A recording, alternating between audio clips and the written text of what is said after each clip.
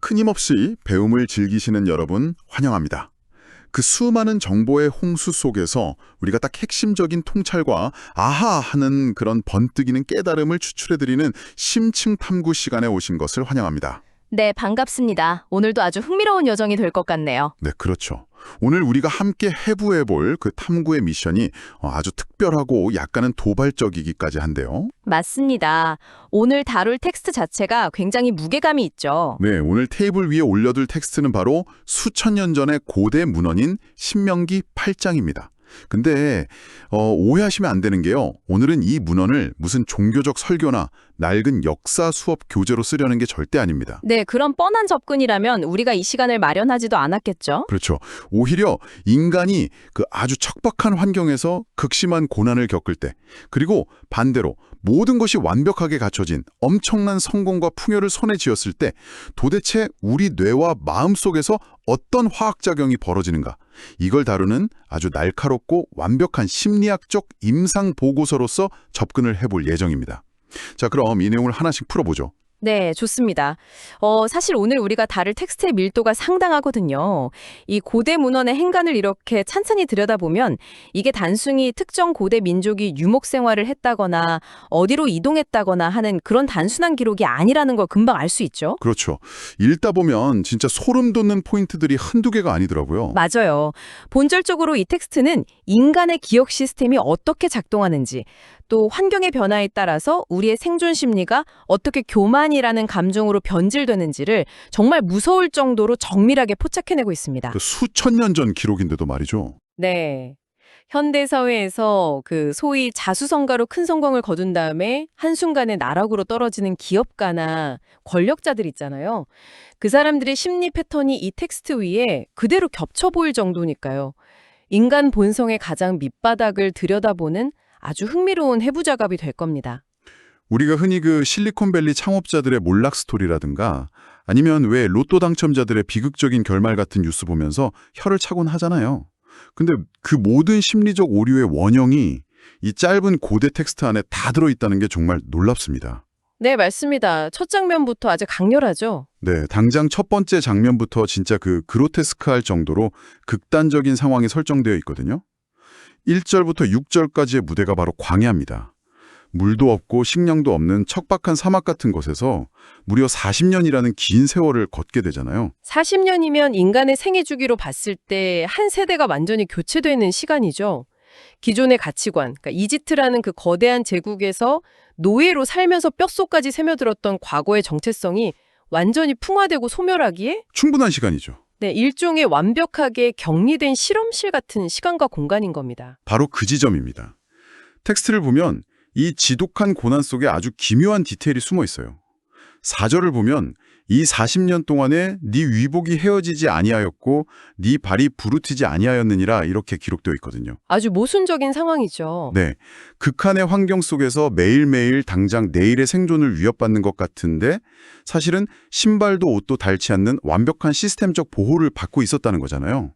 여기서부터가 정말 흥미로워지는 지점인데요. 심리학적으로 보면 이걸 일종의 통제된 결핍이라고 부를 수 있습니다.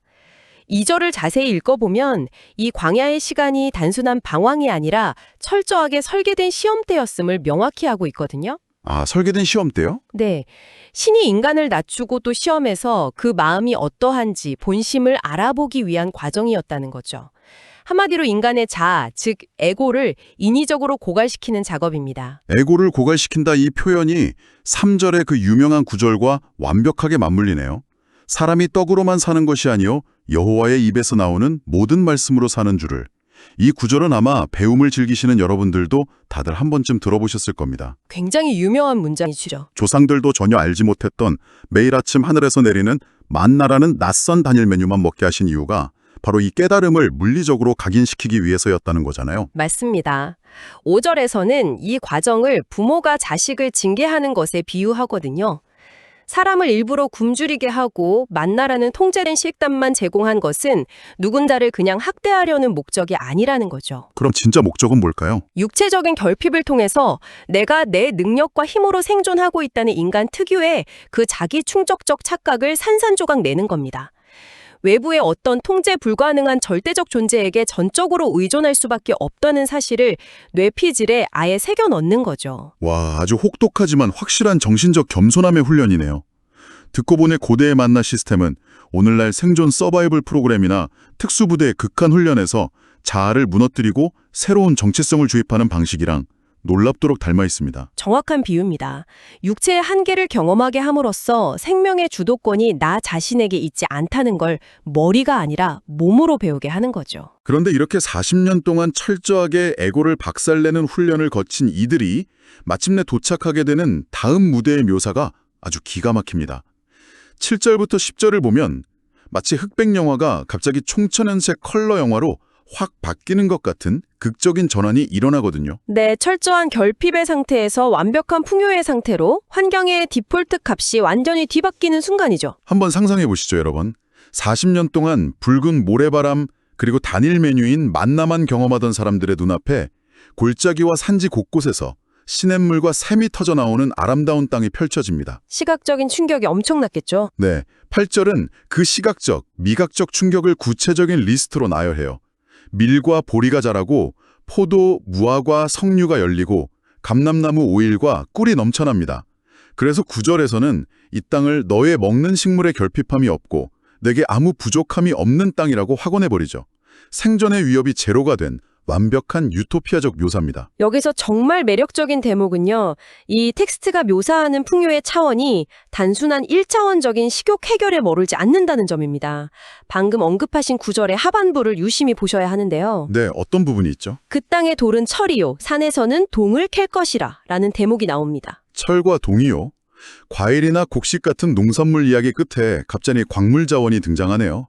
뭔가 결이 확 달라지는데요. 바로 그겁니다.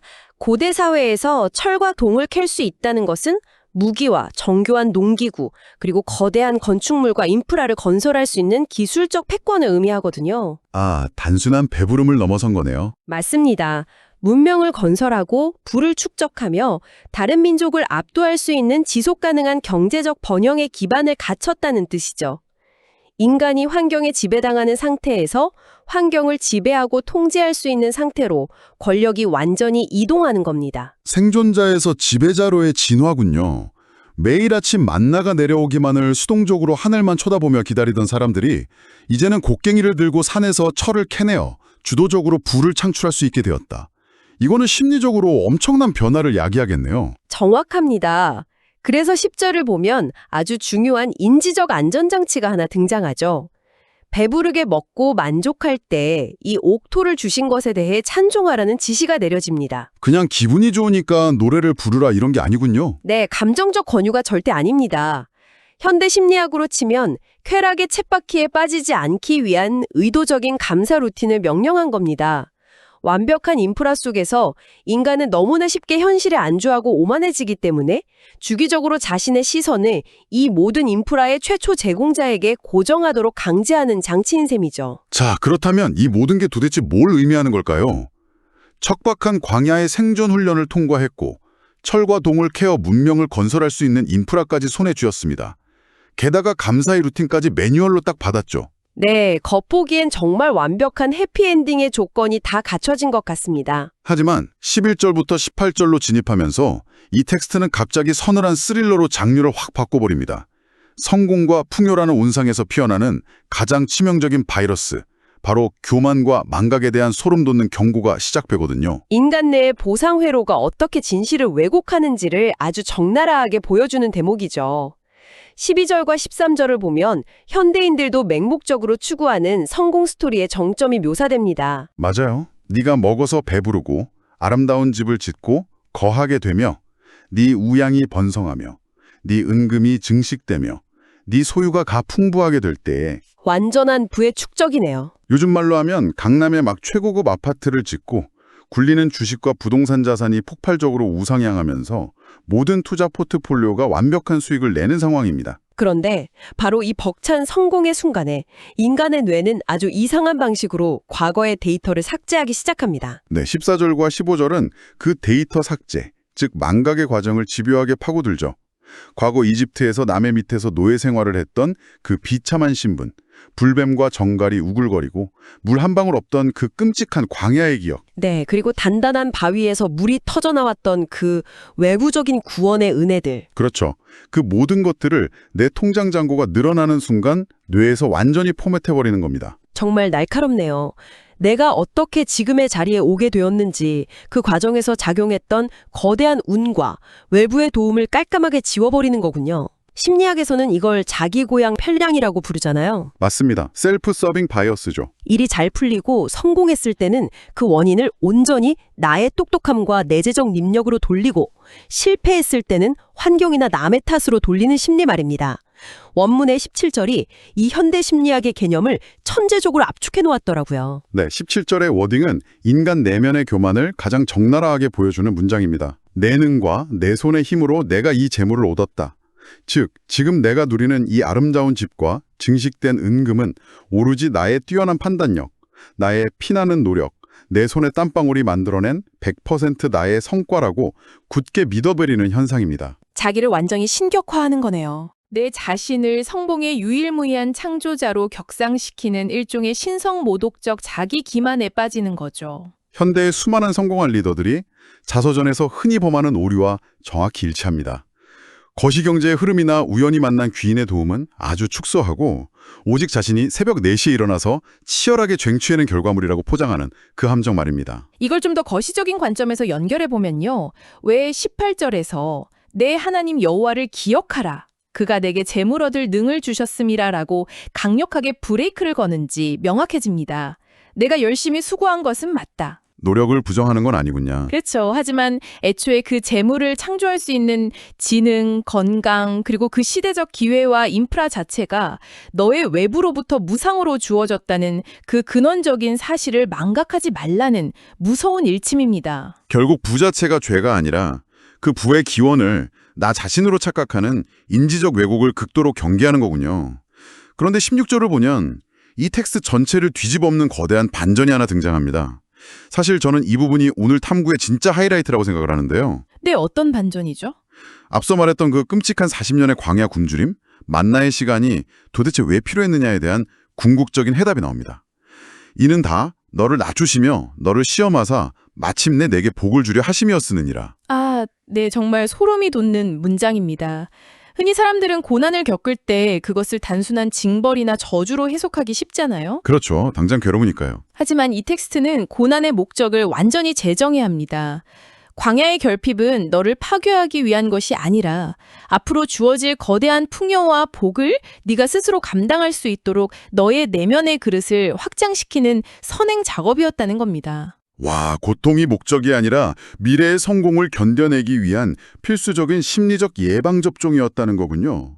복권에 당첨된 사람들이 왜 순식간에 파산하고 삶이 완전히 망가지는지 생각해보면 바로 이해가 갑니다. 준비되지 않은 부의 위험성이죠. 네, 엄청난 부라는 에너지를 감당할 만한 겸손함과 내면의 코어 근육이 전혀 단련되지 않은 상태에서 갑자기 주어지는 풍요는 축복이 아니라 오히려 인생을 갈기갈기 찢어버리는 재앙이 될 수 있으니까요. 바로 그 지점입니다. 광야라는 훈련장 없이 바로 적과 꿀이 흐르는 풍요의 땅에 들어갔다면 인간은 그 성공에 취해 잡아먹혀서 스스로 파멸하고 말았을 겁니다. 즉 40년의 고난은 성공이라는 독성이 아주 강한 물질을 안전하게 소화할 수 있는 해독제를 몸에 주입하는 기간이었던 셈이죠. 하지만 인간의 본성은 그 예방접종의 항체마저도 너무 쉽게 소멸시켜버리곤 하죠. 만약 그 해독제의 효과가 사라지고 결국 성공에 취해 교만해진다면 어떻게 될까요? 텍스트는 19절과 20절로 넘어가면서 결말부를 극도의 긴장감으로 몰아넣습니다. 네, 경고의 수위가 최고조에 달하죠. 아주 단호하고 서늘한 판결문이 내려지거든요. 네가 만약 이 모든 기억을 지워버리고 네 능력을 과신하여 다른 신들을 좇는다면 너희가 정령이 멸망할 것이라 라고 선고합니다. 이 대목이 우리에게 아주 중요한 질문을 던지죠. 과연 과거의 특권이 현재의 교만에 대한 면죄부가 될 수 있는가? 20절을 보면 이 파멸의 잣대가 얼마나 기계적이고 냉혹하리만치 공정한지가 그대로 드러납니다. 네, 어떤 식으로 표현되어 있죠? 여호와께서 너희의 앞에서 멸망시키신 민족들 같이 너희도 멸망하리니. 여기서 이 너희도라는 단어에 우리가 집중해야 합니다. 너희도 멸망할 것이다. 즉 아무리 너희라도 예외가 없다는 뜻이군요. 그렇습니다. 기적적인 구원을 경험한 산택받은 민족이라는 화려한 타이틀이 있든 과거에 엄청난 영적 체험을 했든 간에 그것은 현재의 오만함을 보호해주는 방패가 절대 되지 못한다는 겁니다. 과거의 영광이 방패가 될 수 없다. 교만해져서 본질을 망각하는 순간 이전에 똑같은 이유로 심판받고 역사의 뒤안길로 사라졌던 다른 이방 민족들과 완벽함의 동일한 취급을 받게 된다는 아주 무서운 뜻입니다.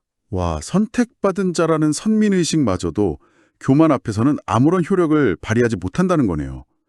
특권의식에 빠져서 우리는 특별하니까 괜찮을 거야, 우리는 남들과 달라 이렇게 자위하는 집단이나 개인에게 떨어지는 진짜 벼락 같은 경고입니다. 맞습니다. 원인과 결과 앞에서는 그 어떤 혈통적, 역사적 기득권도 소용없는 철저하게 중립적이고 냉정한 우주의 법칙을 보는 것 같습니다.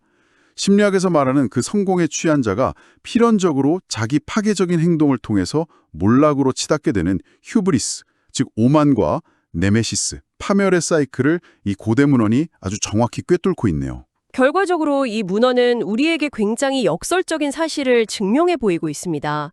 인간이 고난을 이겨내는 것보다 어쩌면 성공을 이겨내고 겸손을 끝까지 유지하는 것이 훨씬 더 고차원적이고 달성하기 힘든 과제라는 사실 말이죠.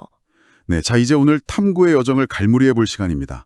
오늘 우리는 신명기 8장이라는 수천 년 전의 텍스트를 통해서 정말 다이나믹한 인간 본성의 롤러코스터에 동승해 보았습니다. 엄청난 여정이었죠? 불뱀과 전갈이 우글거리고 생존 자체가 불투명했던 극한의 결핍에서 시작해서 마침내 산에서 동과 철을 캐내고 은금이 무한증식하는 완벽한 성공의 땅에 안착하는 과정을 지켜보았죠. 그리고 그 완벽한 풍요의 한가운데서 내 손의 힘으로 이 모든 것을 이루었다라고 착각하는 인지적 오류, 그리고 그 오만함이 불러오는 예외 없는 파멸의 기준까지 아주 깊이 살펴봤습니다. 네.